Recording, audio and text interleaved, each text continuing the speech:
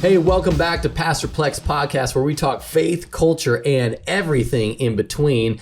And with me in studio, I have Catie Sas. Hello. And the one and only Joseph Aiken III. I'm liking these introductions. Okay, I did not get a one and only. I think, Sorry. The last one. I think I gave you. I think the last one you said, our beloved Catie Sas. Yeah, whatever. Our hint energy water drinking Catie Sas is with us in studio today. All right, so I want to do a couple things this podcast. One, I want to recap what we talked about on Sunday.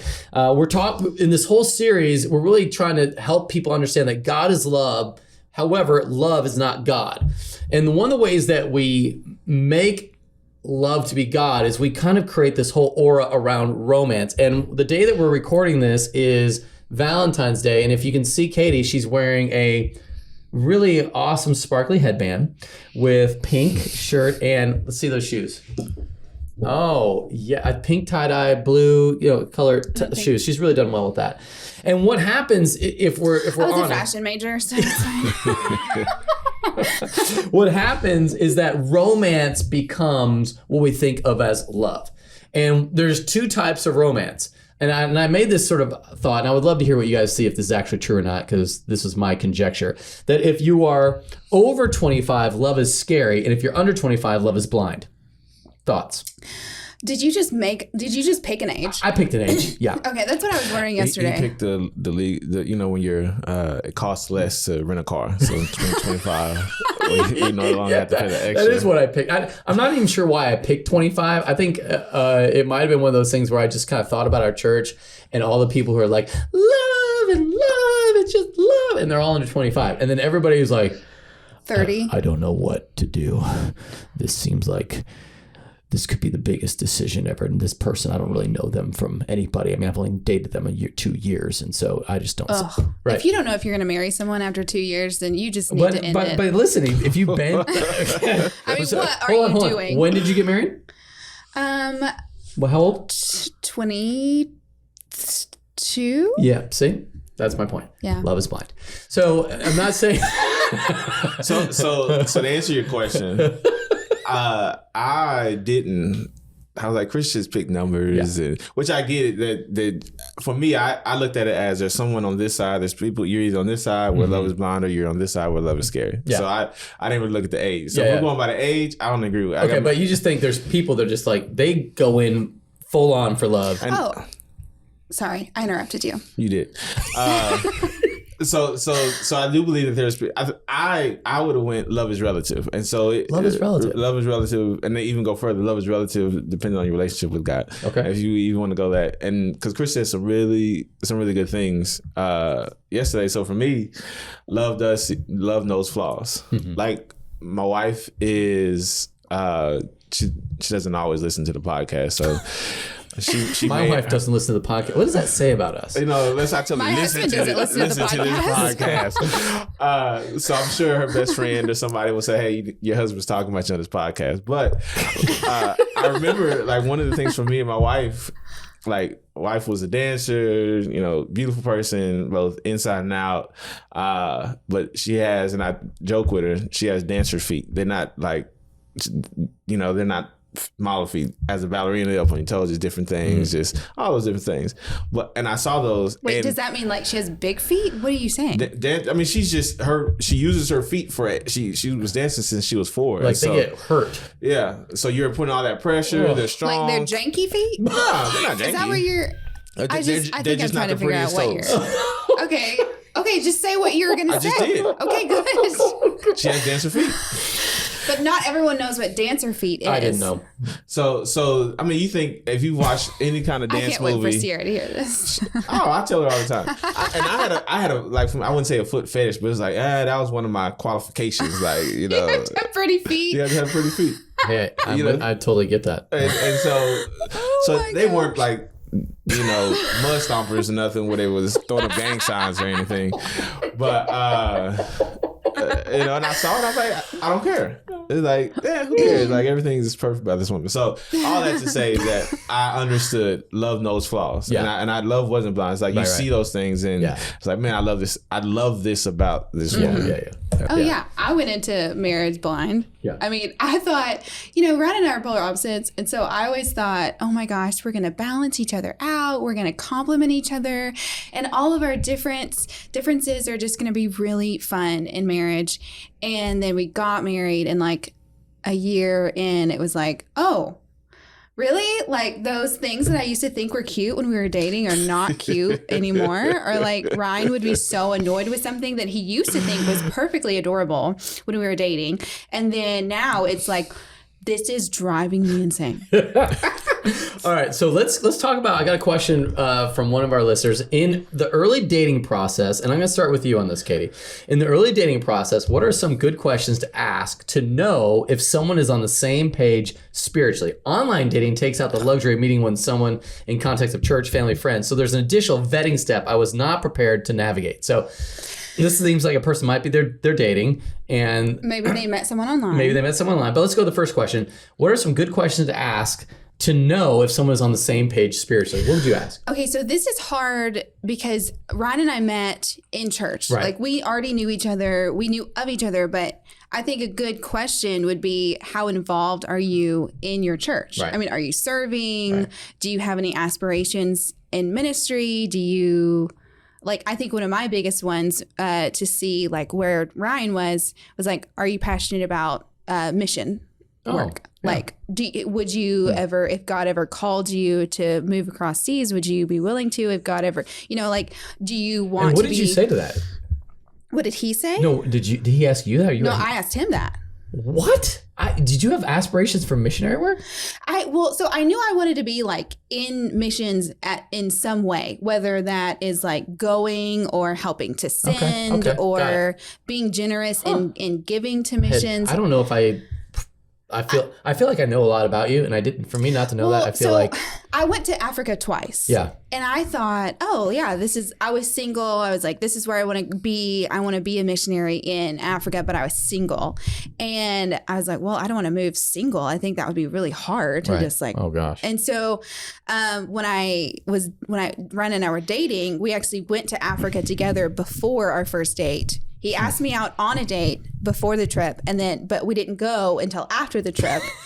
And so you had an entire Africa mission trip date.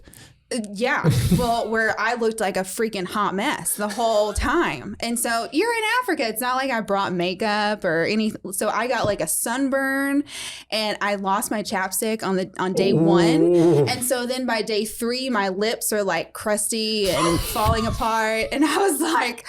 And then, this was before James and Dee Dee were there. Right. And so showers were literally, they wrapped a tarp around some trees, and they put a rock in the middle of the tarp. And you got bottled water, and you just dumped it over yourself. Yeah, that was... Like, that's what a shower was. And so the whole time... Was that new for you to kind of go that roughing it? Yes.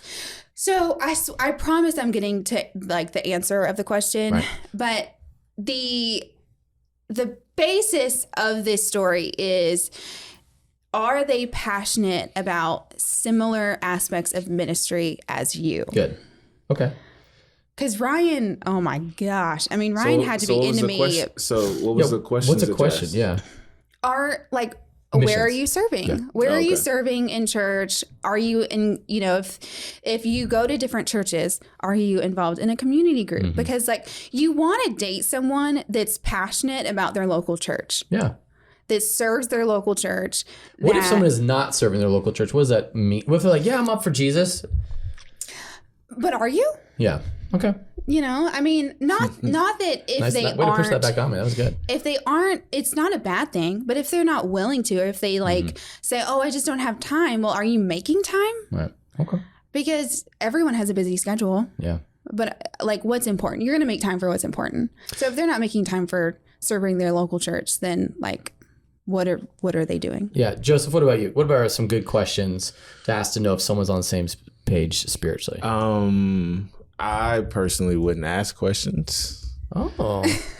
I believe you always have to go with a different route. Yeah, I've been out the game for 18 years, but one of the things I observe, it's not what you say, because you can tell me whatever. So you can ask the question like, oh yeah, I love Jesus, and I go to church and all these different things, but it's what you do. And so like this person said, hey, they online dated, but they're in the dating process, so that means they're spending time with them. And so what does their time look like? Like, I mean, if you want to ask a question, where do you go to church and what ministries are you in or something like that? Sure. But I know people that go to church and that are serving that is still like, you're still not there spiritually. Yeah. And even still like with you were talking, it's like, I'm asking this person all these questions, like, put it on yourself, like, what are you doing? Like, what do they see when they see you? And so I get that part. But for me, I wouldn't necessarily ask questions about where they are spiritually, because you're going to know from conversation. There's no way. Chris and I, so this past Thursday at preaching practice, one of my friends from the military, an old sergeant of mine, I've known him for almost 20 years. Mm-hmm.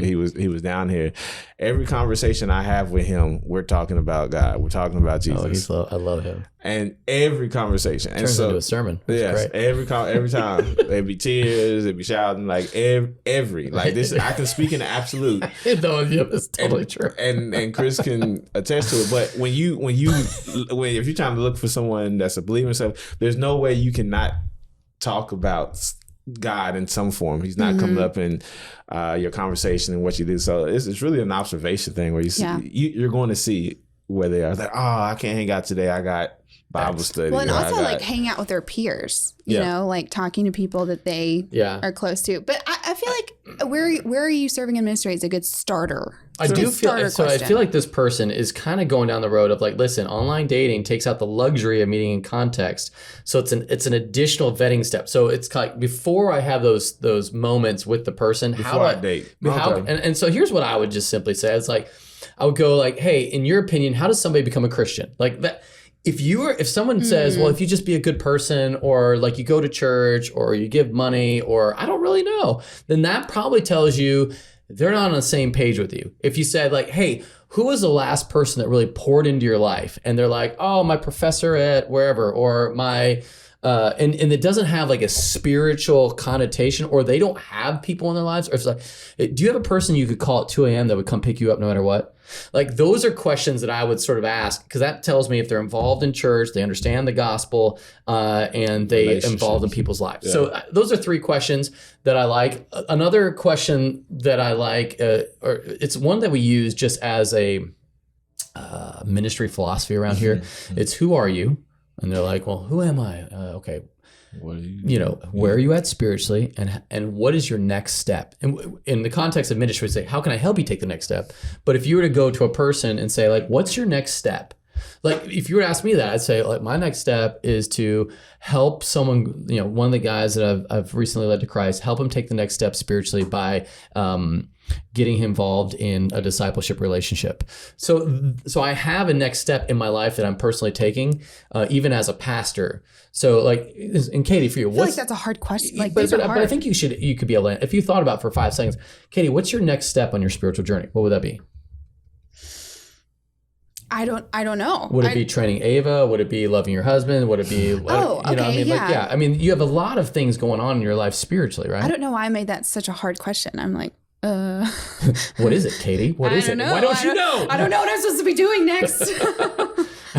But yeah, I feel like I think what they're asking is like, I need some pre-questions. I need questions to vet them online so that when I'm on Hinge or I'm on Tinder or I'm on Bumble, I'm on whatever the thing is, I can kind of go, what is it? And I say like, hey, ask them how they become how they personally became a Christian and how they would tell somebody else being a Christian. Because sometimes like I was 8 years old and I was always a Christian my whole life. You're like, okay, that's not helpful. But like, how would you lead someone to Christ? What would you say? That might tell them about, I mean, that's a evangelistic graduate level thing. That's heavy. It is heavy, but it definitely like first date. But that's not first date. That's I'm vetting. I'm like, hey, so like just getting to know you in our like pre-meeting time.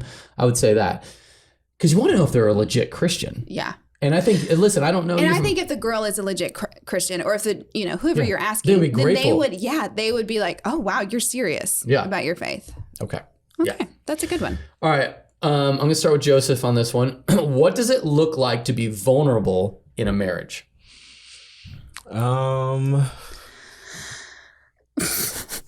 Why are you laughing? What was that? Because I just thought of the last episode where I called you an onion.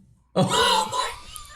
But you're not an onion in your marriage. You're just an onion in other places. I'm an onion in my marriage. Everyone's an onion. No, I think I'm an apple. If I had to pick a fruit, I actually did heavily think about this after. Okay. Yeah. But I would call myself an apple. In fact, I did ask Joseph a question. I don't mind answering. But what does vulnerability look like? You let down your walls by saying the things that you wouldn't normally say to a person. So for our marriage, for those that have, if you've been at the church for at least 4 years, 3 years, maybe 3 years ago, when Sierra and I was on the stage, vulnerability in marriage is my wife telling me she had abortion and then told me like 8 years after vulnerability. And so it's being willing to have those conversations. And she couldn't tell me then because she felt like I was going to leave her, divorce, all these different things. And so that's vulnerability. And I think that it took 8 years, but then I also recognize, man, I'm not the type of person that is I don't seem like the type of person that she can talk to. So it's like, man, that means I am not peeling back enough layers to where she feels like she gets that soft comfort, that comforting side. And so it's your willingness to say the things that are hard and not, you don't want to say it. And you being able to go to your wife and say, you know, I'm struggling with fill in the blank. And I'm ashamed, but I need to tell you this because you are my wife and we are one flesh. And I truly believe that. So, what subject, you don't have to get into the details, but what subject or what area of life has been maybe a recent thing for you where you had to go, I had to be vulnerable with my wife in this area? Subject for, let me think about that. Yeah. Catie can start. So let's go ahead to Catie. Yeah. Catie, I'm going to come back to you on that question too. Okay. So what does it look like to be vulnerable in marriage? I think it's knowing that the other person has their issues too, and knowing that you both are going to have issues together. And so why not tell them? So here's, because I don't know why I'm like struggling to answer this question, because vulnerability you're like is the like unfiltered person. Vulnerability The is apple. like what I value the most. And so like just a couple weeks ago, I have no idea if Ryan's gonna love that I'm telling this story, but let's just go for it. Let's go for it. So a couple weeks ago, I kind of confessed to Ryan, like, you know, I feel like I need to tell you this because I've kind of been feeling like not pursued because, but not like Ryan's doing a bad job. I think I just, when I was like, yeah, sometimes when we watch a movie or something, I like pretend I'm the girl in the movie so that I know this is really dumb. So, you know. It's not that dumb because I think my wife does the same thing. And then she gets mad at me and I didn't even do anything. I was just sitting here. Well, because it's kind of like this new thing in your head, like you're just imagining yourself with some other guy in the movie. Oh my gosh, I wasn't going there. But and I'm like, and I told him this because, and I prefaced it with, okay, I'm going to need you to be really secure in our marriage right now because I'm about to tell you this. And how does he take when he's like, oh gosh, did he eye roll or what was that? He kind of was like, okay. He's like, I'm not jealous I'm not worried about like some dumb movie character. Like, I'm not worried about that. He's like, I know I provide more for you than some dumb movie character. And I'm like, yeah, you do. Like, that's right. And that's why I wanted to tell you this, because I want to not fantasize about like some fake movie character in my head. Okay. I wasn't expecting it to go that direction. That's good. Yeah. Well, because things like that can seem innocent and goofy and like, oh, whatever. You're just like pretending you're cheating on your husband in this fake reality.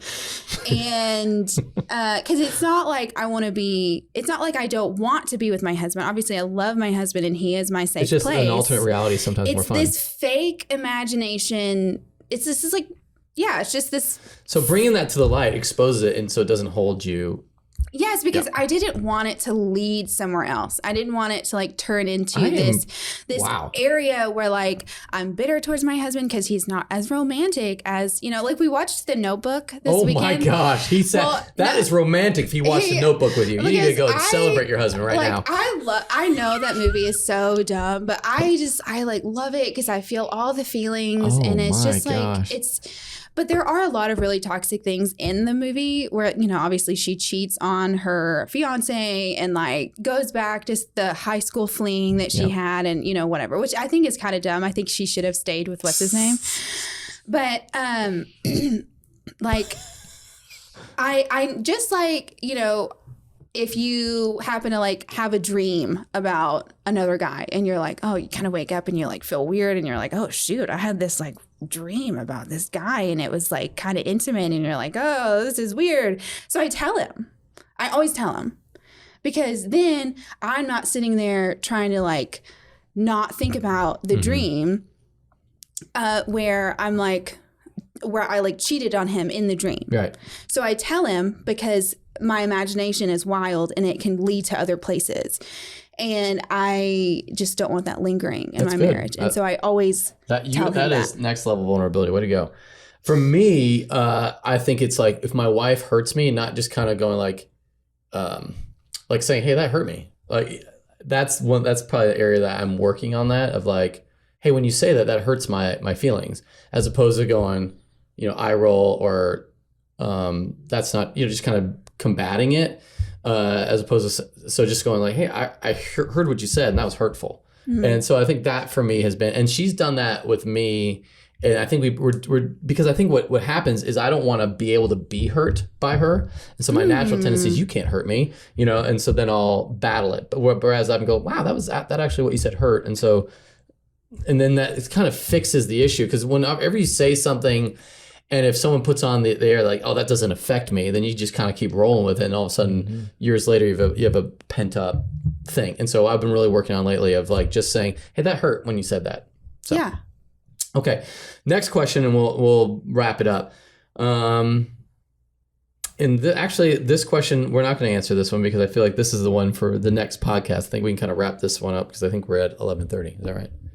I got more time. Oh, do you have more time? Okay, well, maybe we can. Let me go. We have the one and only Joseph. Yeah, I know. I want to make sure I didn't want to lose you. All right, well, let's hit one more question then. Joseph, and this is where when you're sort of dating your spouse, like how is it the planning that honors your wife? Is it the closeness, vulnerability? What is the thing that you think? If you were to help a married couple that was looking for depth of relationship, of like, hey, I need to date my spouse again, because obviously sacrificial love, get all that, but now I want to know, what is it to date my spouse again? What would be the thing that you would sort of like advise them with the wisdom that you have? So using my 16 years plus of experience. That's a lot. A lot of years. Many months. A lot of years. And exegeting my wife. What? Exegeting means to draw the meaning, drawing her out. So you exegete the Bible, the text. I've literally never heard the word exegete. Exegete, yep. Or exegesis. Anyways, sorry. Yes. So from studying and learning my wife over the years, I think part of it, so this would have been, I would say Valentine Day year 11 or 12 for us. She likes for me to plan. So I'm a creative person. And what can happen is in my creativity, it's seen in everything else that I do, from work to training people to my relationship with others. And because this is just my wife, what happened was she got like, yeah, let's go out, let's have dinner. She's like, no. And she told me this. She said, hey, I want you to, just as creative as you are with everything else, I want you to do this for me. So for Valentine's Day, she gets out of bed. It was like the breakfast in bed. When she comes out, there's 11 envelopes of 11 different like notes, like page long notes with roses and flowers, just all these different things for that, just to symbolize each year or whatever. I've even like for her birth, like she likes creative stuff. Like she likes, because she knows I can do that, and I do it everywhere else except, or I've done it in so many other things that she would love to see that in our preparation for the dating my wife. And so for a birthday, I had like 30 plus people all in on dating her on her day. Right. And so it was like, hey, you go to get a massage with my mother, and then somebody else picks her up from there and takes her to the next location where she's going shopping with her sister, and nice. somebody else from community groups to her siblings, and you go out to eat here, then you go shopping with this person, then you go hang out downtown with this person, and at the very end I pick her up. Like she leaves the house at 8:00 in the morning, and I don't see her till like 2-3 in the afternoon, being driven by different people every time, and they're sharing. And I had got a custom card. I had somebody draw her, one of her friends that couldn't be a part of it, but she's an artist as well. She drew her a custom card, and it was my wife's picture on the front, and everyone wrote in the card the things they loved about. And so she loves, so sweet. she loves like stuff like that, because she's like, don't just use your gifts and talents for outside, like bring it in here with your family and stuff. And I think that for me is important, understanding your spouse and speaking her, you can say love language, it's so easy to pour into everything else and not into your spouse with all the gifting. I like the way you put that. What I heard from that is because I think what happens with our spouses, they get the not the first part of the day, not the best part of the day. They get the leftovers. Yeah. And so you've taken your most creativeness, you've taken your most giftedness, and you've given it to her in special moments and occasions, and that's been a really beautiful thing. I really love that. What about you, Catie? How have you experienced dating in your marriage? Well, it looks different now that we have a toddler, but I think trying to be intentional. I mean, we're really not big romantic people. So you're not a big romantic person? No, it's funny that in movies I like enjoy pretending that I'm this like big like romantic gesture kind of girl, but I'm really not. All I really want is for you to just spend time with me and like just take me somewhere and like hang out. We don't even have to eat dinner. Like literally just sitting with me and letting me talk or listening to something that I am saying, or I don't know, just like sitting with me is like very simple. That's all I need. And so getting to sit together on the couch after Ava goes to bed is kind of like nice for me. So how do you do something for him like that's to keep him, or is it kind of like, hey, I don't worry about that because that's his job. He's pursuing me. And so therefore I just kind of sit back, relax, and he can enjoy my talking. No, he's actually been very vocal at random times in our marriage of how he doesn't feel loved, like how he feels like he's serving me in all these aspects, but I am not really returning the favor. And so I think for him, his love languages are vastly different than mine. Service, I would assume? Or? Acts of service and words of affirmation. Oh. You don't I think you're a words of affirmation person, or no? No, quality time and physical affection. And those are like the two things that he's like, what? Like not like, he just isn't like, if he comes and gives me a hug, that like makes my day. Like if he just like randomly is like, oh, just like wraps his arms around me and I'm just like, oh my gosh, this is amazing. I love this. Like just being held. And it's just like very simple, like literally just hug me and hang out with me. That's really all I need. But with him, like acts of service, and I know this isn't like, you know, the cliche stereotypical dude of the house, but like Ryan values a clean home. Like he really loves when things are organized, and he values when the sink is empty. He values when the kitchen is clean. He values when the floors are vacuumed. Like he's very clean. And so those are not things that I think twice about. Like I can walk by a sink and be like, didn't even see it. Like whatever. I literally don't care that the sink. Not the same way. And so I think like, and what's weird for him is he knows that he's kind of the oddball in like the stereotypical husband and wife dynamic. And so, but like, you know, I don't think he's like embarrassed by that. He just knows that like he's different than most guys. Like he values a clean home and his wife doesn't. Whereas usually it's like the wife is the one that's like, everything needs to be cleaned. And like the husband's like, what? And so I think how I serve him, in the beginning of our marriage, it felt like chores. Like it felt like I was just like, oh, I'm just like doing chores for you. Like I'm just like cleaning the dishes. All I'm doing is like vacuuming the floor. Like I'm making like things like making the bed is like speaks volumes for him. Like Adrian and him are very similar in that way. Like I'm like, who cares if you make the bed? Like you're just gonna make it messy later. Like it doesn't matter. And it's like bathing. Why even shower? Yeah.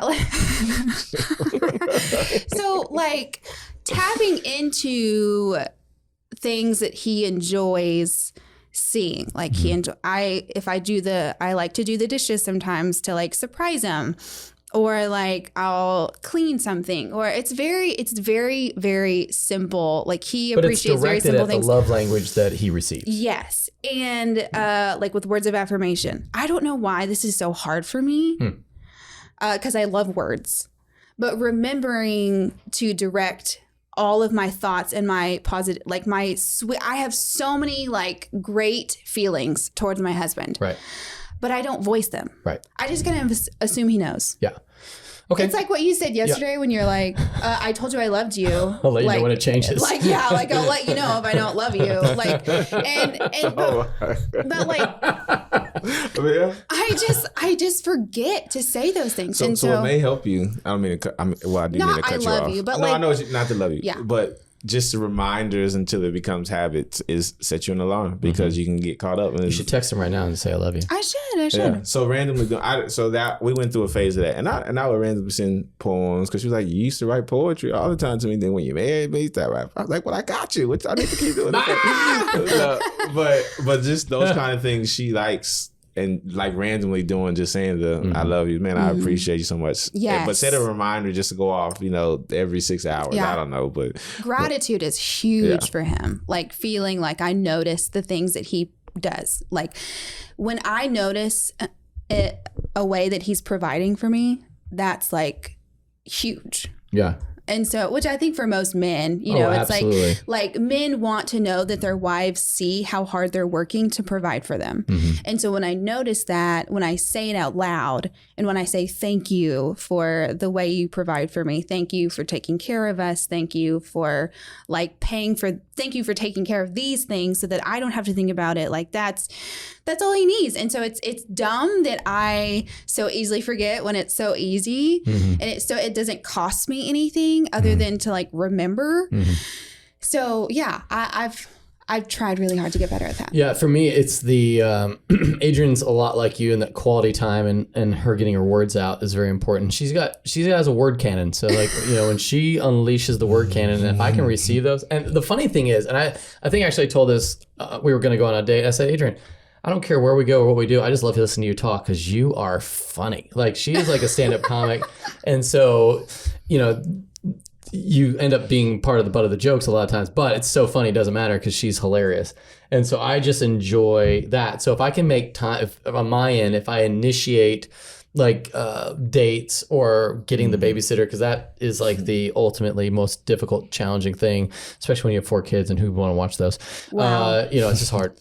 So yeah, I think just being intentional with that, and what is knowing the love language of your spouse, not to kind of go Gary Chapman on everybody, but like, the reality of the 5 love languages are really powerful. It's, gifts of service, quality time.